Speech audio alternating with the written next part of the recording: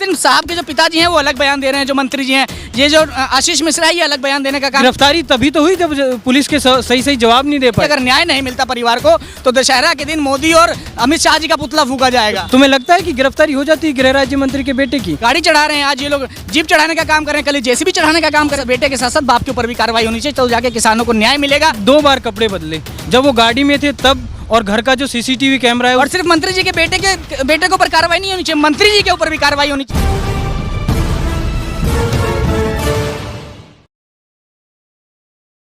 नमस्कार, मैं ज्योतिष चौहान। लगातार लखीमपुर का मामला गर्माता जा रहा है, लेकिन फिलहाल आज जो है उनकी जो जमानत याचिका है वो खारिज कर दी गई है और 3 दिन के लिए पुलिस कस्टडी, पुलिस रिमांड पर उनको भेज दिया गया है।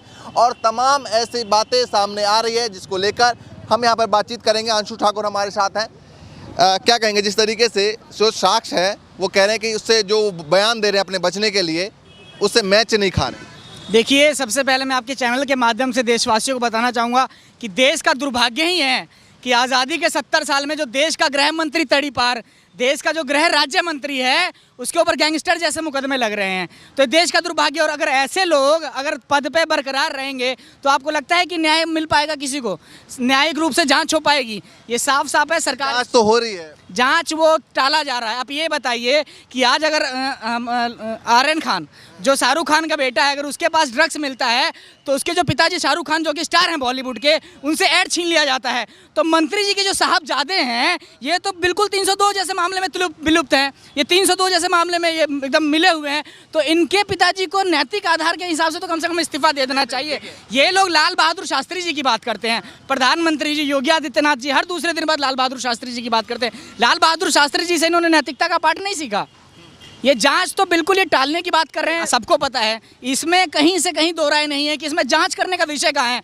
मंत्री जी के बेटे ने अपनी गाड़ी से किसानों को कुचला है, किसानों की हत्या करी है। इसमें तुरंत इनके ऊपर कार्रवाई होना चाहिए। जो जांच करने का जो विषय बना के जो बचाने की कोशिश की जा रही है, और इसमें जांच के साथ साथ ये भी तो होना चाहिए कि मंत्री जी इस्तीफा क्यों नहीं दे रहे। भाई, नैतिकता के आधार पर तो इन्हें इस्तीफा देना चाहिए। जब तक मंत्री जी का इस्तीफा नहीं होगा तब तक इसमें न्यायिक जाँच नहीं होगी। और सिर्फ मंत्री जी के बेटे के ऊपर कार्रवाई नहीं होनी चाहिए, मंत्री के ऊपर भी कार्रवाई होनी चाहिए। ये भी मिले हुए हैं इस मामले। ये बताइए कि जिस तरीके से लगातार जो है मंत्री जी का बेटा ये कह रहा है कि मैं उस जगह में मौजूद नहीं था, लेकिन मोबाइल की जो लोकेशन है वो कुछ और कह रही है। क्या लगता है कि 3 दिन बाद क्या होने वाला है? ये साहब, ये लोग अंतर्राष्ट्रीय झूठे हैं।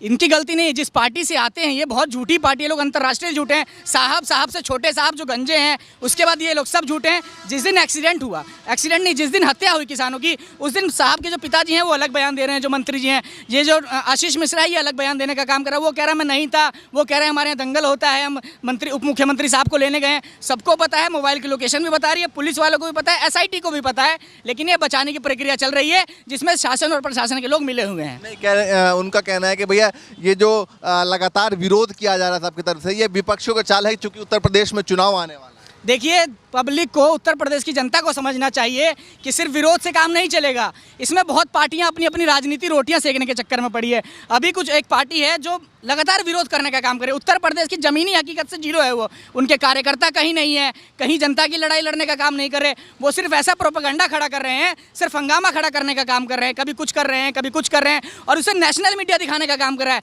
उत्तर प्रदेश की जनता को समझना पड़ेगा कि ये जो मीडिया के माध्यम से जो मुद्दा बनाया जा रहा है विपक्ष के कुछ पार्टियों का, यह सिर्फ वोटों की पोलराइजेशन करने के लिए, वोटों का ध्रुवीकरण करने के लिए। लगता है आप सीधा प्रियंका गांधी की बात कर रही हैं, जहां तक मुझे लग रहा है ना।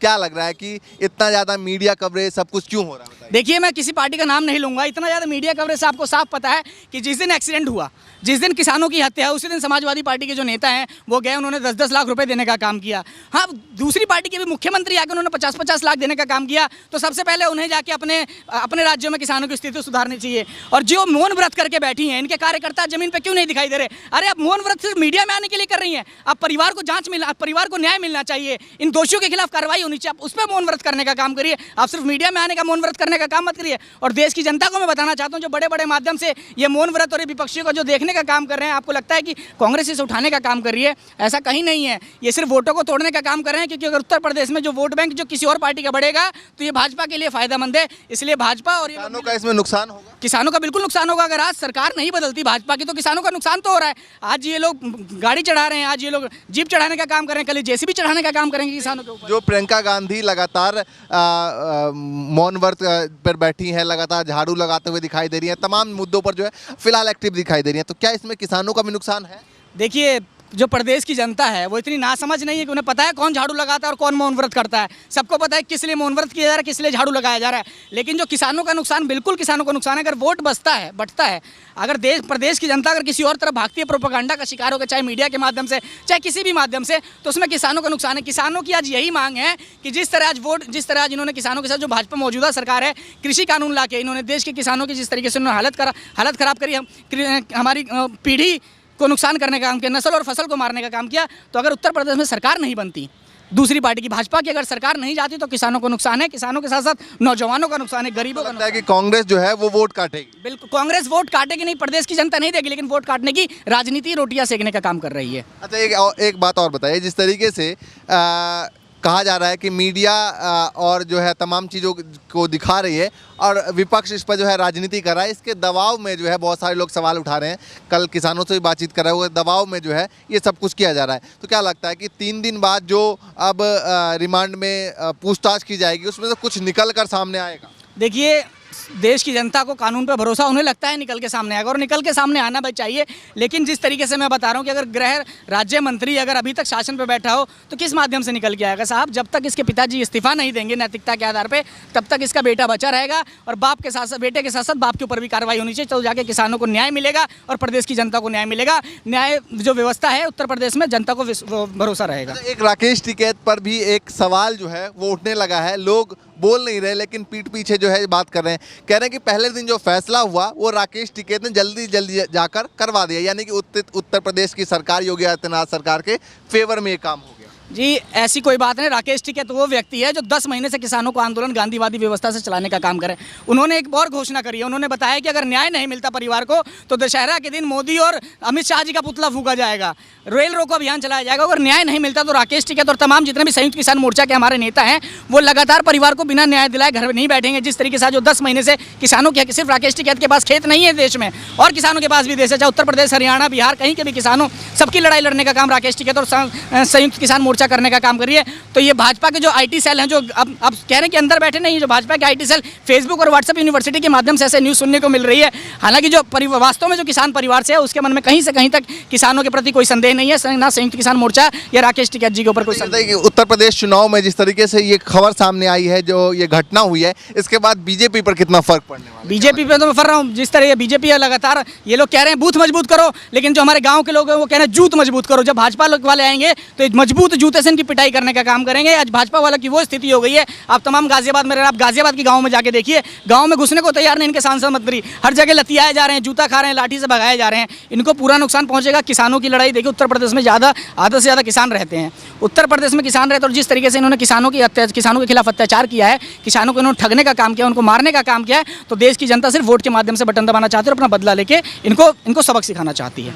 ये बताइए कि समाजवादी पार्टी जो लगातार दावे कर रही है कि भैया 300-350 के पार लेके आएंगे, बीजेपी का भी कहना है, योगी जी का कहना है कि हम 350 पार लेके आएंगे, तो क्या लगता है कि किस तरीके से देख रहे हैं योगी जी? लगातार उन्होंने कह भी दिया है कि भैया 350 पार के साथ आएंगे और दोबारा हम मुख्यमंत्री बनने के लिए जा रहे हैं। साहब, देश की जो जनता है, प्रदेश की जनता है, ये त्रस्त हो चुकी है। आज देखिए, गैस 1000 रुपये हो चुका है, पेट्रोल डीजल कितना महंगा हो गया। उत्तर प्रदेश की मैं गांव में बताना चाहूँगा आपको कि घर में सरसों का तेल नहीं, सब्जी उबाल के लोग खा रहे हैं। इतनी महंगाई, कभी मनीष गुप्ता की हत्या हो जाती है, कभी पुष्पेंद्र यादव की हत्या हो जाती है, कभी विवेक तिवारी की हत्या हो जाती है। हो सकता है कल आपकी हो जाए, परसों हमारी हो जाए। नंबर सबका आना है इनके राज में। तो देश की जनता, प्रदेश की जनता समझदार है, उन्हें पता है कि कौन उनके हित के लोग हैं, कौन उनके हित के लोग हैं। जिस तरीके से प्रदेश सरकार ने आज ठगने का काम किया उत्तर प्रदेश की जनता को, तो उत्तर प्रदेश योगी कुछ भी दावे कर लें, उत्तर प्रदेश की जनता इन्हें वोट के माध्यम से बताएगी। इन्होंने बंगाल में भी कहा था कि कितने पार हैं हम। बंगाल की स्थिति कुछ और, बंगाल की स्थिति कुछ नहीं, वोट की स्थिति वही। तो जनता की स्थिति नहीं बदली। जिस तरीके से बंगाल में हाल था केंद्र सरकार के माध्यम से, उसी तरीके से प्रदेश में केंद्र की भी लाठी खा रही है जनता और प्रदेश सरकार की भी लाठी खा रही है। तो जनता सबक सिखाने के लिए ना वोट के माध्यम से। युवा है, क्या कहना चाहेंगे? लखीमपुर खीरी का जो मामला हुआ उस पर क्या कहना चाहेंगे?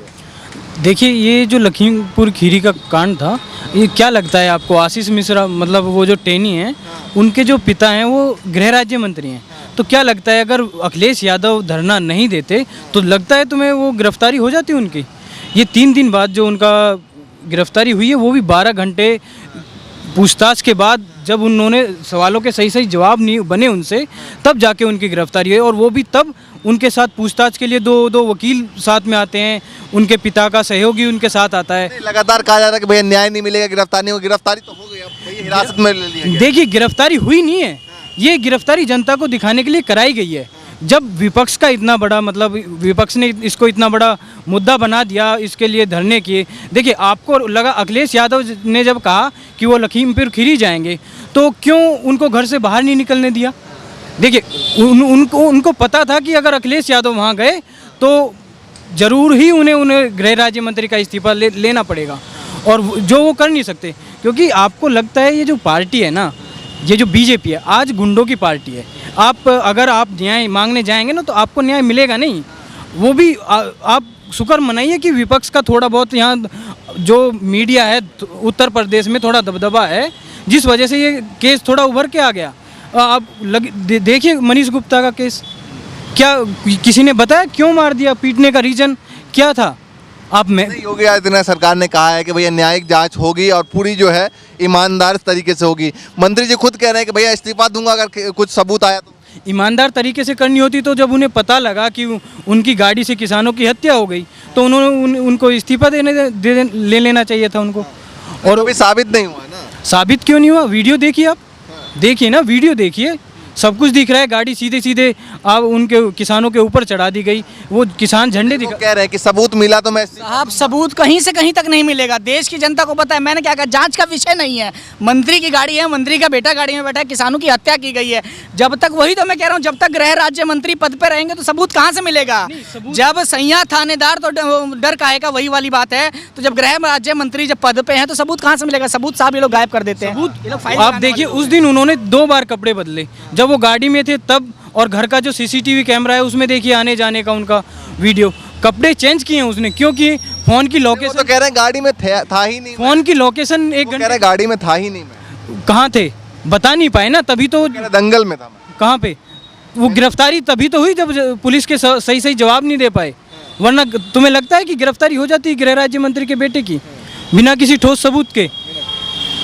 बिना किसी ठोस सबूत के उनकी गिरफ्तारी का कोई मतलब नहीं था। अच्छा, एक आखिरी सवाल, क्या लगता है आपको कि न्याय मिल पाएगा, नहीं मिल पाएगा? नहीं, न्याय क्यों नहीं मिलेगा?